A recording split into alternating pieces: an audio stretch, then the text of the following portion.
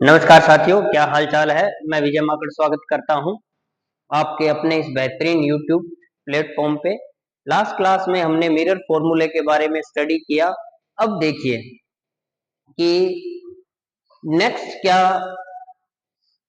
पढ़ते हैं अपने उसके आगे। मिरर फॉर्मूला के आगे मिरर फॉर्मूला था 1/f equal to 1/u plus 1/v। आज हम पढ़ेंगे मैग्निफिकेशन और उसके बाद मिरर फॉर्मूला पे कुछ न्यूमेरिकल्स करेंगे, तो बने रहिए। तो mirror formula 1/f 1/u 1/v आपने ऑलरेडी पढ़ा था। f फोकल लेंथ है, u ऑब्जेक्ट डिस्टेंस है, v क्या होती है, इमेज डिस्टेंस है। अब बात करते हैं मैग्निफिकेशन की, हिंदी में कहूं तो आवर्धन की। इमेज की हाइट में जब ऑब्जेक्ट की हाइट का डिवाइड लगा देते हैं तो हमें जो चीज मिलती है वो होती है मैग्निफिकेशन। प्रतिबिंब की ऊंचाई में जब बिंब की ऊंचाई का भाग लगा दो तो हमें जो मिलेगा दैट इज मैग्निफिकेशन। देखो जैसे ये यहाँ पे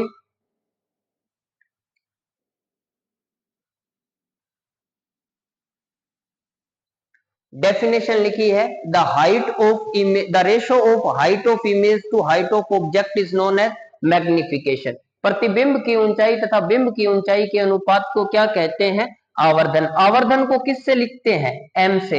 हाइट ऑफ इमेज को मैं रिप्रेजेंट कर रहा हूं hi से और हाइट ऑफ ऑब्जेक्ट को मैं रिप्रेजेंट कर रहा हूं ho से। तो आवर्धन क्या मिल गया, m बराबर hi अपॉन ho। अब देखिए लास्ट क्लास में जब हमने मिरर फॉर्मूला डिराइव किया था तो मैंने एक फर्स्ट इक्वेशन दी थी। वो इक्वेशन आपको याद होगी, नहीं याद है तो आप चेक कर लीजिए। hi अपॉन ho बराबर माइनस v अपॉन u लिखा था। जिन बच्चों ने पहले वाला वीडियो नहीं देखा है तो वो उस वीडियो को देखिए, ये इक्वेशन आपको पता चल जाएगी कहां से आई। ये इक्वेशन फर्स्ट थी उस डेरिवेशन के अंदर, मिरर फॉर्मूला के अंदर। तो आज हमने m क्या पढ़ा है, height of image to height of object. तो hi और ho किसके इक्वल होता है, माइनस v अपॉन u। तो ये हमारे पास किसका फॉर्मूला आ गया, मैग्निफिकेशन का फॉर्मूला आ गया। एक्चुअल में मैग्निफिकेशन क्या है इसका फील करते हैं। ये देखिए, मान लो कोई एक ऑब्जेक्ट है, उसकी हाइट है बेटा 2 मीटर। मान लिया हाइट कितनी है, 2 मीटर। तो अभी हमने क्या पढ़ा, m is equal to H I upon H O. तो एच ओ क्या होगा, एच आई क्या होगा, m इंटू एच ओ। अगर मैं m की वैल्यू लेता हूं 1, इफ m क्या लू 1, तो एच आई क्या आएगा, 1 इंटू 2। तो कितना आ गया, 2 सेंटीमीटर। और अगर मैं m की वैल्यू लू 2 तो एच आई कितना आएगा, एच आई आएगा, m की वैल्यू लेता हूं 2 तो एच आई कितना आएगा, m into H O. M कितना लिया 2, हाइट ऑफ ऑब्जेक्ट कितनी ली है 2, तो 2 इंटू 2 ये मीटर में आएगा क्योंकि हमने ऑब्जेक्ट किस में ले रखा है, मीटर में, 4 मीटर। और जब m लेता हूं मैं 1/2, मान लो कितना लेता हूं, हाफ, तो एच आई कितना आएगा, m कितना लिया है, हाफ, और एच ओ कितना है 2, तो कितना आ गया 1 मीटर। तो एक्चुअल में यहां देखो, जब m की वैल्यू क्या थी पुत्र, m की वैल्यू मतलब मैग्नीट्यूड कितना था, 1 था। तो ऑब्जेक्ट का साइज कितना है 2 और इमेज का साइज भी कितना आ रहा है 2। मतलब इमेज का जो साइज है वो कैसा आ रहा है, सेम साइज का। और m का मैग्नीट्यूड क्या हो, 2 हो, तो इमेज का साइज कितना आया 4 metre. It means if magnitude of magnification is more than 1 तो इमेज कैसी बनेगी बेटा, लार्ज बनेगी। इमेज का साइज कैसा होगा, लार्ज। और यहां मैग्निफिकेशन में 1 से छोटा लेता हूं तो हमेशा इमेज का साइज क्या आएगा, छोटा। देखो 1/2 1 से छोटा है, इमेज का साइज क्या बना 1 मीटर और ऑब्जेक्ट कितना है 2 मीटर। तो m का साइज अगर लेस देन 1 हो तो इमेज का साइज हमेशा क्या बनेगा, छोटा बनेगा। तो यहां से एक चीज हमारे दिमाग में आ गई कि जब m मैग्निफिकेशन कितना हो 1, मैग्नीट्यूड ऑफ मैग्निफिकेशन कितना हो 1, तो साइज कैसा बनेगा, साइज बनेगा सेम साइज का। अगर मैग्नीट्यूड क्या हो, ग्रेटर देन 1 हो तो इमेज हमेशा कैसी बनेगी, बड़ी बनेगी। और अगर मैग्नीट्यूड आवर्धन का 1 से छोटा हो तो इमेज कैसी बनेगी, छोटी बनेगी।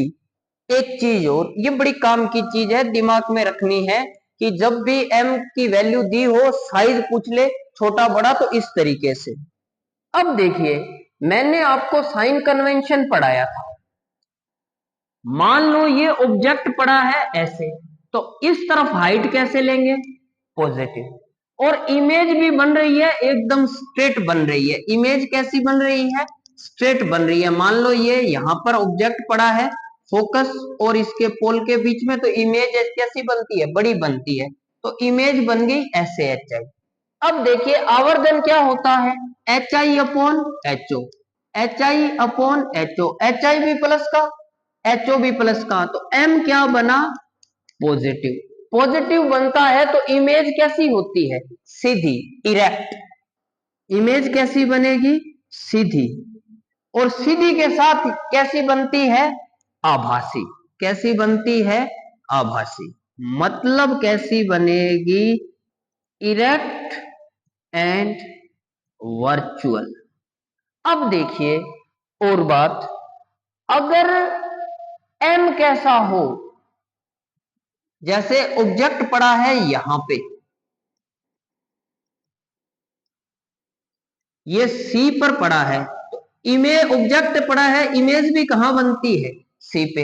हाइट ऑफ ऑब्जेक्ट प्लस का होगा और हाइट ऑफ इमेज क्या होगी, माइनस की होगी। तो मैग्निफिकेशन क्या होता है, H I upon H O.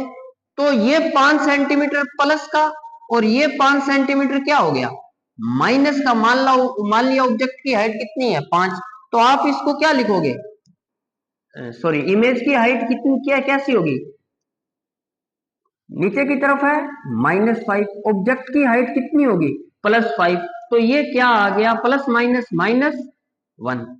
तो मैग्निफिकेशन क्या आएगा, उल्टा।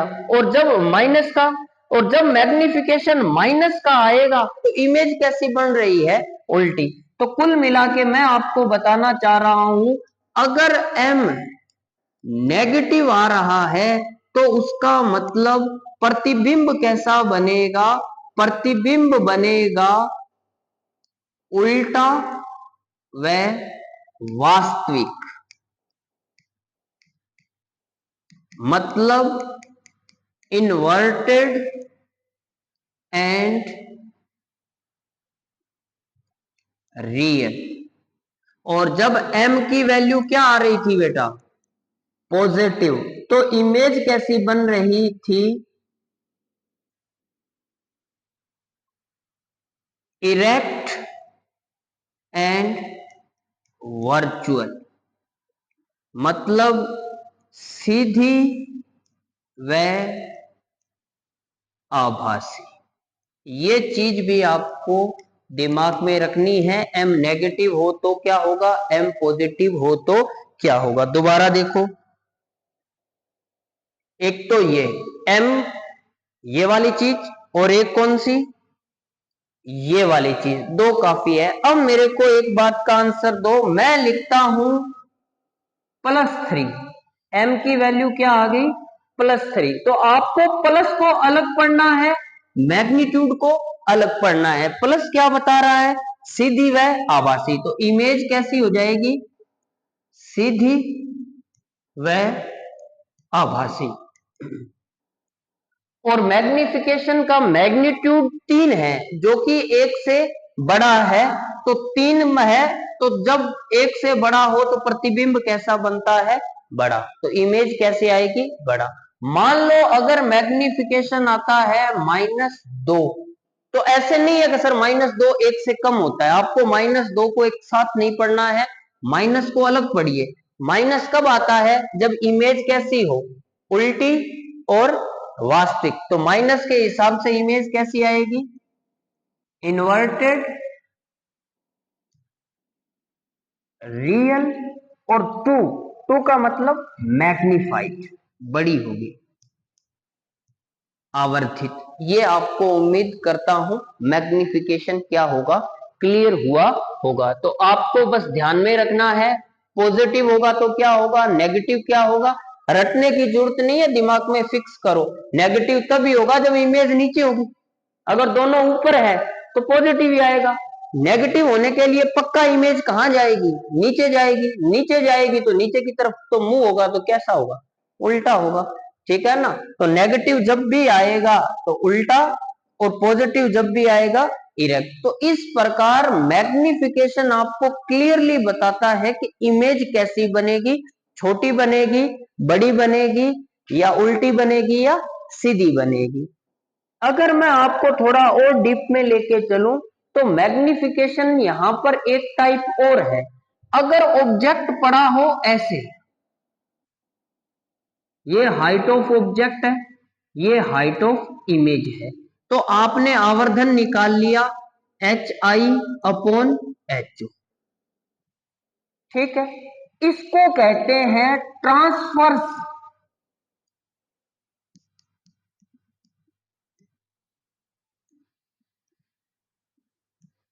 मैग्निफिकेशन, अनुप्रस्थ आवर्धन। बोर्ड के लिए इससे पहले मैंने पढ़ाया वो काफी है, बट अगर आप नीट या जेई के लिए जाते हो तो थोड़ा सा आपको एडवांस पढ़ना पड़ता है। उसके हिसाब से ये आ गया आपका कौन सा? Transverse magnification. कब? जब ऑब्जेक्ट कैसा हो, लीनियर हो, रेखीय हो, और कैसे हो, प्रिंसिपल एक्सिस के परपेंडिकुलर हो। तो ये जो अभी तक हमने पढ़ा है वो सारा का सारा कौन सा आवर्धन है? अनुप्रस्थ आवर्धन है। कौन सा आवर्धन है? अनुप्रस्थ आवर्धन। तो आवर्धन की बात करूं तो दो टाइप का, कौन सा? ट्रांसवर्स, अगर ऑब्जेक्ट लीनियर है और प्रिंसिपल एक्सिस के क्या है? परपेंडिकुलर है। तो ये हमने ऑलरेडी क्या कर लिया बेटा? पढ़ लिया। अब कोई खुरापाती दिमाग कहे नहीं सर मैं तो लेटा के, मैं तो इसको खड़ा नहीं करूंगा, लेटाऊंगा, तो कैसे होगा? ये लीनियर ऑब्जेक्ट ऐसे थोड़ी है। मान लिया ये ऐसे भी हो सकता है, वन डायमेंशनल ऑब्जेक्ट है और ये क्या है? लेटा हुआ है। तब देखिए, मान लो ये ऐसे है, ये F, ये क्या है बेटा? C। ठीक है, यहां पर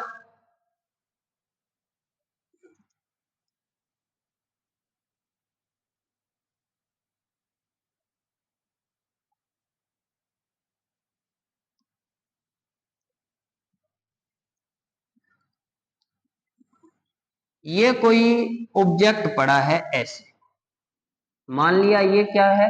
कोई ऑब्जेक्ट पड़ा है ऐसे। तो इसकी इमेज कैसे बनेगी? इसकी इमेज बनेगी जो सी पर है, उसकी इमेज तो कहां बनेगी? सी पर।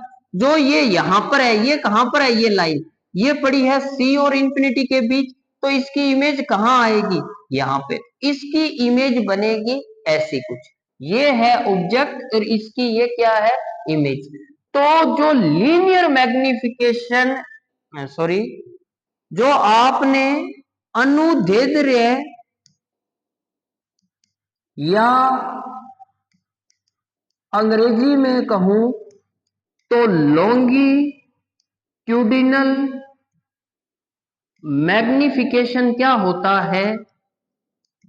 वो होता है length of image upon length of object.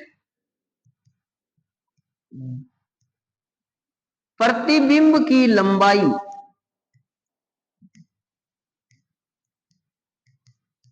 बटा बिंब की लंबाई के अनुपात को क्या कहेंगे? अनुदैर्ध्य आवर्धन। मान लिया ये प्रतिबिंब की लंबाई कितनी है, यहां से लेकर यहां तक dv, और ये बिंब की लंबाई यहां से लेकर यहां तक कितनी है? du। तो कैसे निकलेगा? dv upon du। ये आप सिंपली क्या कर सकते हो? कैलकुलेट कर सकते हो। और ये जो मैग्निफिकेशन है इसको हम क्या कहते हैं?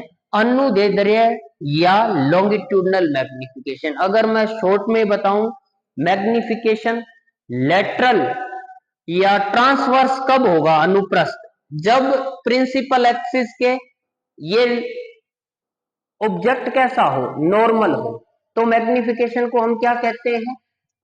अनुप्रस्थ आवर्धन कहते हैं। हाइट ऑफ इमेज बटा हाइट ऑफ ऑब्जेक्ट। अगर मैं इसको ऐसे लेटा दूं तो हम जो आवर्धन है उसको क्या बोलते हैं? अनुदैर्ध्य आवर्धन। प्रतिबिंब की लंबाई बटा बिंब की लंबाई के अनुपात को हम क्या कहते हैं? अनुदैर्ध्य आवर्धन। ठीक है, अब ये ज्ञात कैसे करोगे? अगर मैं आप सिंपली बताऊं, न्यूमेरिकल कोई आता है तो कैसे ज्ञात होगा? ये देखो, इसको आप थोड़ा, आपको समझाने के लिए मैं एक न्यूमेरिकल बताता हूं, थोड़ा और इजीली आपको समझ आ जाएगा। ये जो लॉन्गिट्यूडनल है, ये देखो, ये मान लिया एफ है, ये क्या है? सी है। इसकी वक्रता त्रिज्या कितनी है? मान लिया 40 सेंटीमीटर है। ठीक है, और यहां पर कोई क्या पड़ा है? बिंब पड़ा है। और इस बिंब की लंबाई कितनी है बेटा? 20 सेंटीमीटर। कितनी लंबाई है? 20 सेंटीमीटर। अब देखिए, आपको इसका क्या निकालना है? Longitudinal magnification. क्या निकालना है? Longitudinal magnification. अनुदैर्ध्य आवर्धन निकालना है। अनुदैर्ध्य आवर्धन क्या होता है? प्रतिबिंब की लंबाई बटा बिंब की लंबाई।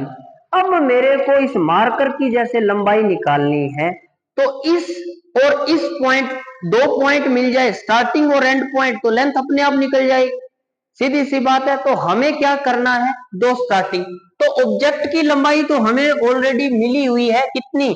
20 सेंटीमीटर। प्रतिबिंब की लंबाई कैसे निकलेगी? ये देखो, ये ऑब्जेक्ट कहां पड़ा है बेटा? सी पर। तो इसका प्रतिबिंब भी कहां बनेगा?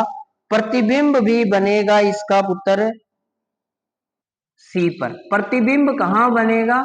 सी पर। ठीक है, ये जो एंड है, ये देखो, ये एंड सी पर बना है, तो सीधी सी बात है, ये यहां पे क्या आ गया? 40 पड़ा ही है। अब ये वाला एंड कहां पड़ा है? सी और अनंत के बीच में।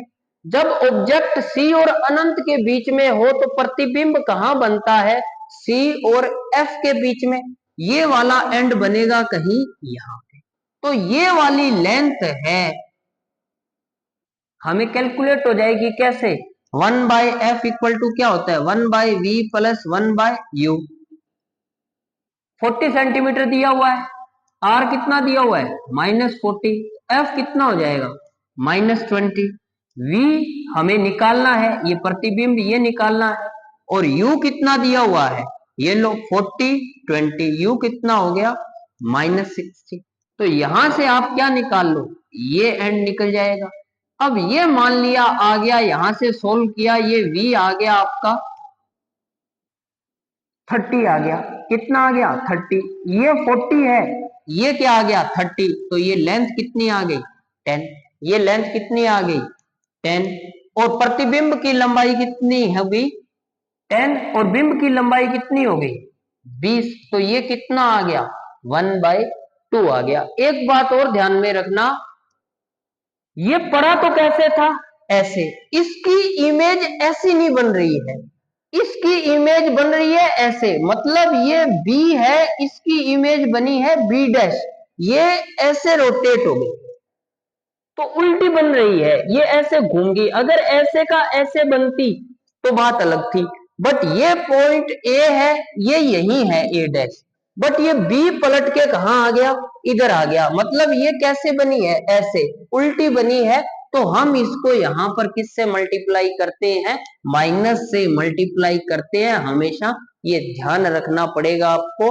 तो ये आ गया माइनस, ये माइनस क्या बताता है, ये माइनस बताता है कि ये ऐसे स्विच कर दी ऐसे। तो ये था अनुदैर्ध्य आवर्धन, इसके बारे में ज्यादा दिमाग लगाने की जरूरत नहीं है। अब देखिए मैं कुछ और फॉर्मूलों पे प्रैक्टिस करवाता हूं आपको। हमने एक फॉर्मूला पढ़ा 1/f equal to 1/v plus 1/u, आवर्धन के लिए, आप बोर्ड के लिए है तो इतना ध्यान रखिए। m क्या होता है, hi upon ho equal to minus v upon u। अगर मैग्नीट्यूड क्या हो, इक्वल टू 1, तो साइज कैसा रहेगा, सेम साइज का।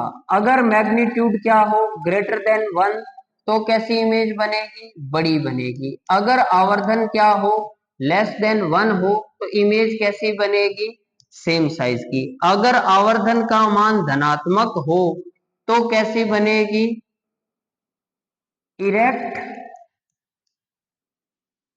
And virtual. और m का मान अगर ऋणात्मक हो तो प्रतिबिंब कैसा बनेगा, उल्टा और रियल। बस इतना काफी है आपके लिए, बोर्ड के हिसाब से सफिशियंट है, बाकी मैं डिटेल में बता के चला गया।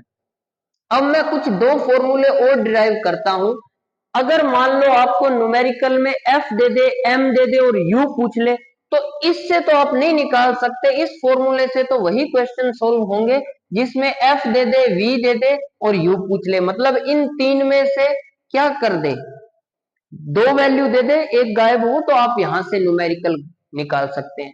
मान लो आपको f दे दे और m दे दे और u पूछ ले, या f दे दे, m दे दे और v पूछ ले, तो न्यूमेरिकल कैसे सोल्व होंगे। तो हमें कुछ और फॉर्मूले चाहिएंगे, वो फॉर्मूले देखिए। इससे मैं u की वैल्यू निकाल, 1/u ऐसे है, तो ये क्या हो गया, 1/f माइनस 1/v। यहां से मैं एलसीएम लूं तो क्या हो गया, F V, v minus F, ये किसकी वैल्यू आ गई, u की। और हमें पता है आवर्धन किसके इक्वल होता है, minus v upon you. m किसके इक्वल होता है, माइनस v अपॉन यू। तो 1/u की वैल्यू ये हमने निकाल रखी है, इसको पुट करो, माइनस 1/u की वैल्यू क्या है, v minus F, F V, minus को अंदर मल्टीप्लाई किया, ये क्या हो गया, एफ माइनस वी, ये v से v तो कैंसिल हो जाएगा, अपॉन एफ, ये किसके इक्वल आया है, m। ये हमारे पास एक नया फॉर्मूला आ गया, किस किस के बीच में, आवर्धन, फोकस दूरी और v, इन तीन में से अगर दो चीज दे दे, एक गायब करे, तो हम सोल्व कर देंगे। तो ये किसके बीच आया relation, relation between f v and m। Similar way के अंदर हम किस किस के बीच रिलेशन निकाल सकते हैं, f u m के अंदर भी रिलेशन निकाल सकते हैं। करेंगे क्या, यहां से v की वैल्यू निकाल देंगे। ये देखो v की वैल्यू क्या आएगी, रिलेशन बिटवीन, किस किस के बीच में निकाला, f v m। अब हमें किसके बीच चाहिए, f u एंड m के बीच रिलेशन चाहिए। तो 1/f इक्वल टू क्या होता है, 1/v प्लस 1/u। यहां से v की वैल्यू निकालो, 1/v is equal to 1/f minus 1/u, क्या हो गया, 1/u, 1/v f u, u minus f। तो v का फॉर्मूला क्या आ गया बेटा, v का फॉर्मूला आ गया F U, u minus F. F U, U minus F. M क्या होता है? एम होता है minus V upon U. V की वैल्यू पुट करो, minus F U, U minus F. ये किसकी वैल्यू आ गई बेटा? ये वैल्यू आ गई v की। अपॉन में क्या है? u पड़ा है, u से u क्या हो गया? कैंसिल। तो f माइनस u, ये किसका रिलेशन आ गया बेटा? ये रिलेशन आ गया m, f एंड u के बीच रिलेशन आ गया। ये किसके बीच में रिलेशन है? f, v और m के बीच रिलेशन है। अब देखिए, इस पे मैं एक न्यूमेरिकल करवा के, न्यूमेरिकल प्रैक्टिस करेंगे तो और बेटर हो जाएगा। अब देखिए,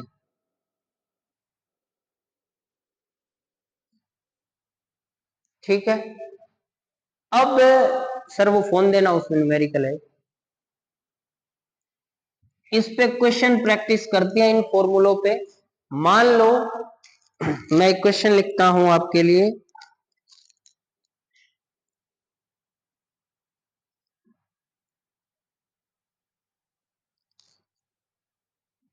एक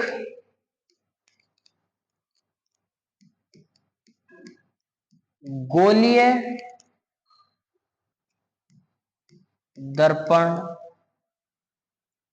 एक वास्तविक बिंब का 3 गुना आवर्धित प्रतिबिंब बनाता है यदि दर्पण की फोकस दूरी 100 सेंटीमीटर हो एवं प्रतिबिंब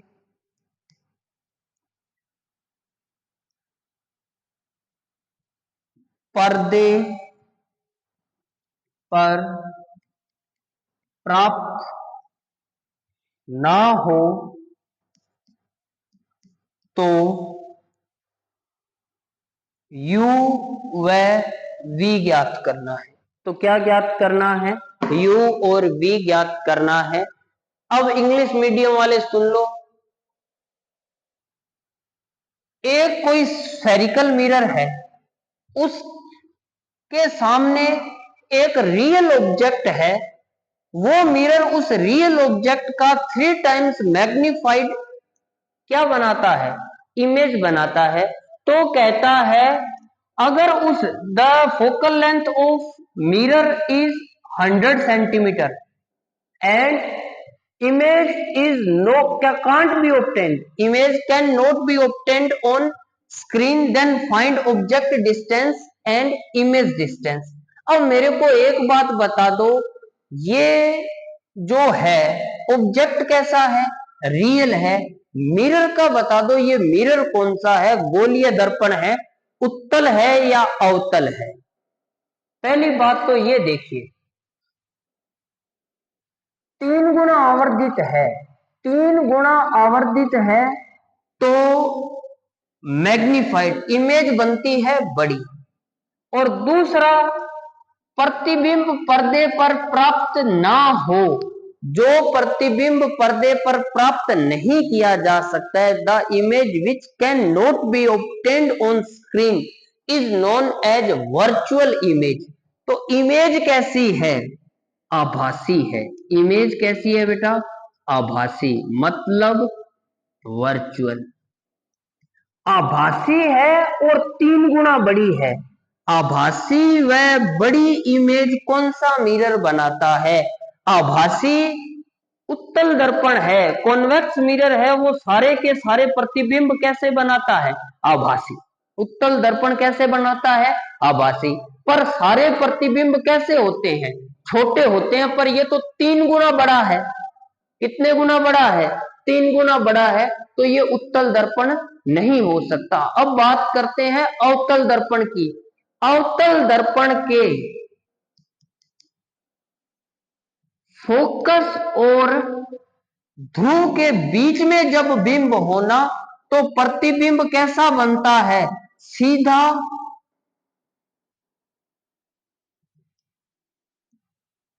आभासी व बड़ा, आवर्धित। ये मैंने करवाया हुआ है।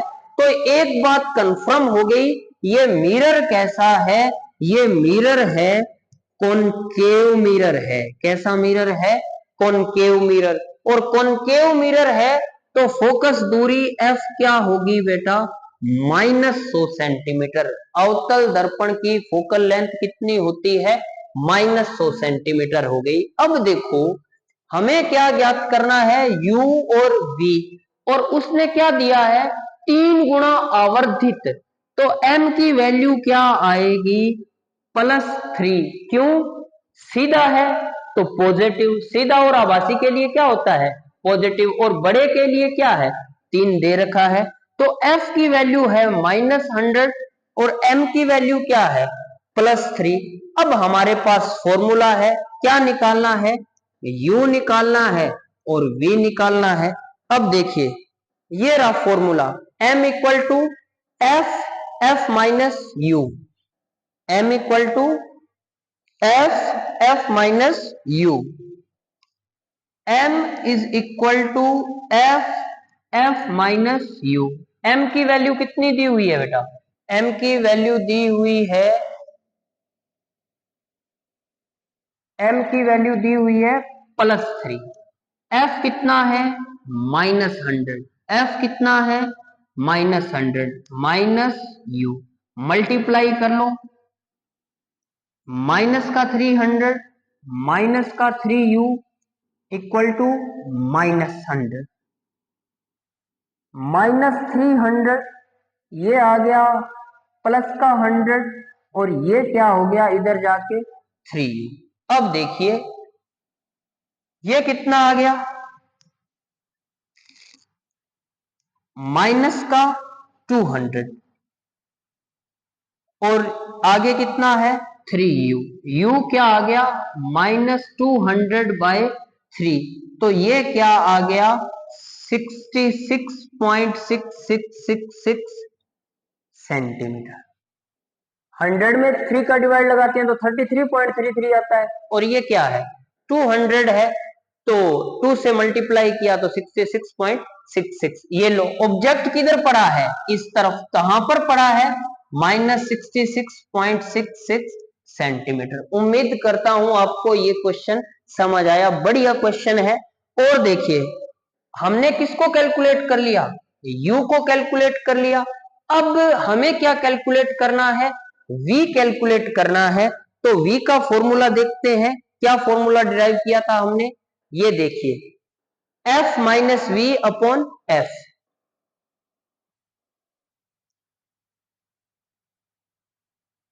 f minus V upon f is equal to क्या है? m। f कितना था? -100 सेंटीमीटर। m कितना है? +3। तो v कैलकुलेट हो जाएगा। कैसे होगा?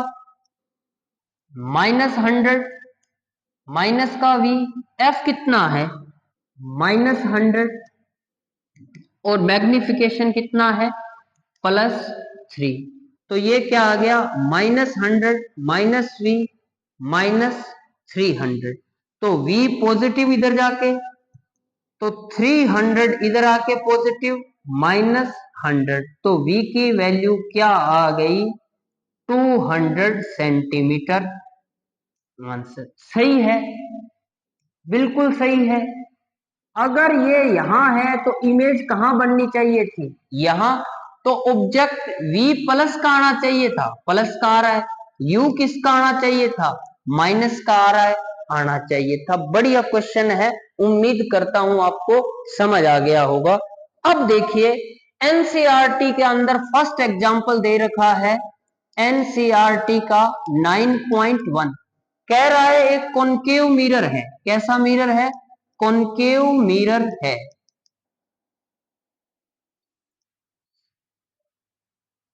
इसकी रेडियस ऑफ कर्वेचर दे दी उसने 36 सेंटीमीटर, ठीक है। और एक कैंडल है जिसकी हाइट कितनी दे दी? 2.5 सेंटीमीटर। और पड़ी कहां पे है? 27 सेंटीमीटर डिस्टेंस पे पड़ी है। तो हमें पूछ रहा है V बताओ, M बताओ और नेचर बताओ इमेज का। सुन लीजिए, अब मैं एक्सप्लेन कर देता हूं। कह रहा है एक कैंडल है जिसकी हाइट कितनी है? 2.5 सेंटीमीटर।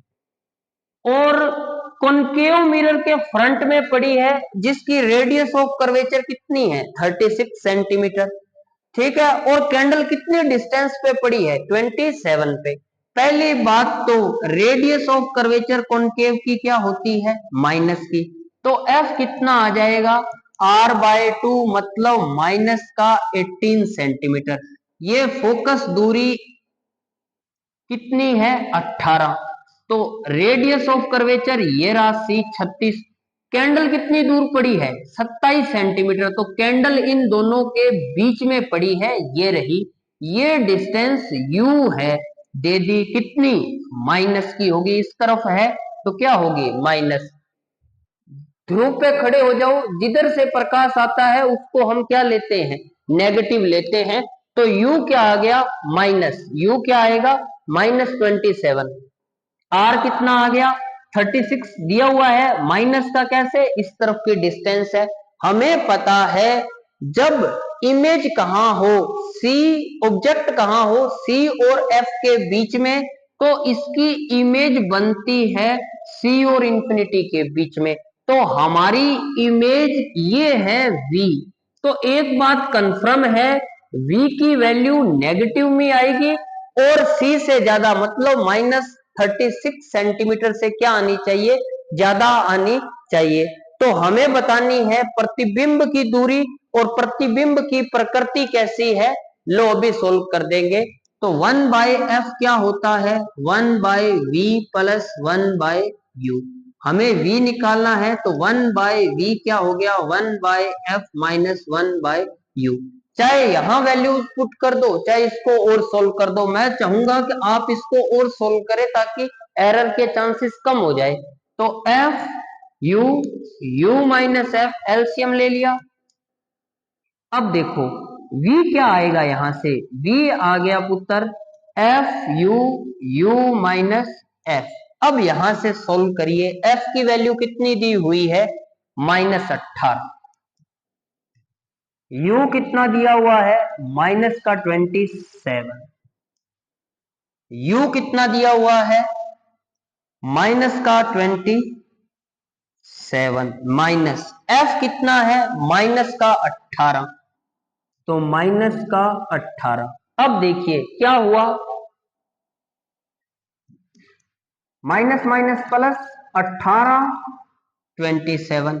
ये माइनस माइनस प्लस, तो कितना बच गया? माइनस का 9 टू माइनस का 54 सेंटीमीटर। ये हमारा क्या आ गया बेटा? ये आ गई हमारी इमेज डिस्टेंस, प्रतिबिंब की दूरी। तो ये देखिए ये कितनी आ गई? -54। एकदम सही आंसर आया है, कोई डाउट नहीं है। अगर ये पॉजिटिव वगैरह आ जाता तो हम इसको रीचेक करते क्या करना है। अब देखिए स्क्रीनशॉट लेना चाहते हो तो ले लीजिए। आगे देखिए, अगर हम बात करें किसकी? मैग्निफिकेशन की। मैग्निफिकेशन क्या होता है? -v/u। v की वैल्यू कितनी है? -54। u कितना था? -27। कितना आ गया? माइनस, और ये क्या आ गया? 2। तो बताइए नेचर कैसी है? जब माइनस का हो तो कैसी इमेज बनती है? Inverted and real. और मैग्निफिकेशन कितना है? 2 है, एक से ज्यादा है तो क्या बनेगी? मैग्नीफाइड, मतलब उल्टी, वास्तविक और आवर्धित। अगर आपको क्या निकालना हो, इमेज की हाइट निकालनी हो, तो m इक्वल टू क्या होता है, H I upon H O. H I क्या होगा, m into H O. M कितना है -2, एच ओ कितना है 2.5, तो कितना आ गया माइनस का 5 सेंटीमीटर। माइनस क्यों आया है, माइनस इसलिए आया है क्योंकि बेटा ये देखो इमेज कैसी बनाई हमने, उल्टी बनी है, तो ये कितनी आई -5 सेंटीमीटर। तो उम्मीद करता हूं आपको ये क्वेश्चन समझ आया होगा। इसी क्वेश्चन को और उसने लिखा है, अगर इस ऑब्जेक्ट को फोकस की तरफ लेके जाएं तो इमेज कहां जाएगी, इमेज कहां जाएगी, इंफिनिटी की तरफ जाएगी। बात खत्म है। नेक्स्ट क्वेश्चन करते हैं, एनसीईआरटी का ही 9.2 एक्सरसाइज का क्वेश्चन कहता है कि एक कॉन्वेक्स मिरर है। कैसा मिरर है, कॉन्वेक्स मिरर। कॉन्वेक्स मिरर की फोकल लेंथ दे दी उसने कितनी 15 सेंटीमीटर। एक नीडल है, नीडल कितनी डिस्टेंस पर पड़ी हुई है, 12 सेंटीमीटर डिस्टेंस पे पड़ी हुई है, और उस नीडल की हाइट दे दी उसने 4.5 सेंटीमीटर। एनसीईआरटी वाले भी मजे ले रहे हैं, कैंडल की हाइट तो 2.5 सेंटीमीटर और सुई की हाइट 4.5 सेंटीमीटर। सुई क्या है, सुआ है, ये तो समझ रहे हो कि नहीं। तो ये रहा मिरर, इसकी फोकल लेंथ कितनी है 15 सेंटीमीटर, तो फोकल लेंथ फोकस इधर होगा, तो ये 15 सेंटीमीटर दिया हुआ है। ऑब्जेक्ट ये नीडल पड़ी है यहाँ पे, ये रहा u, तो u तो किसका होगा माइनस का, f किसका होगा प्लस का, ho क्या होगा प्लस का। तो वही formula 1/f equal to 1/v plus 1/u। तो मैं ये डायरेक्ट फॉर्मूला क्या बन रहा था, v बराबर F U, U minus F, v बराबर F U, U minus F. आप सोल्व कर लेना। f कितना दिया हुआ है 15, u कितना दिया हुआ है -12, u कितना दिया हुआ है -12, और f कितना दिया हुआ है -15। तो कितना हो गया जी 15 इंटू 12, और ये माइनस का कितना आ गया, माइनस का आ गया जी 27। 25 और 2 27, माइनस माइनस तो कैंसिल होगा, 3 तिये 9, 4 तिये 12, 9 तिये 27, 5 तिये 15 और 3 तिये 9, 20/3, ये आ गया अप्रोक्सीमेट 6.666, यही चलेगा 6.7 सेंटीमीटर मान लो। ये क्या आ गई बेटा, इमेज डिस्टेंस आ गई। पॉजिटिव ही आना चाहिए था, इस तरफ बनेगी। सेम इसी वे के अंदर आपको क्या निकालना है, मैग्निफिकेशन निकालना है।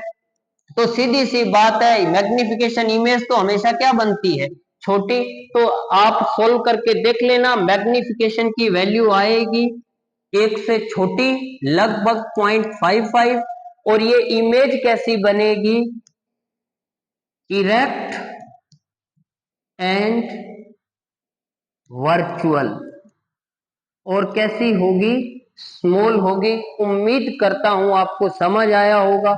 लेक्चर थोड़ा बोरिंग था, कोई बात नहीं, ज्यादा डायलॉग बाजी में कुछ नहीं रखा हुआ है, सीरियस होके पढ़ाई करनी भी जरूरी है।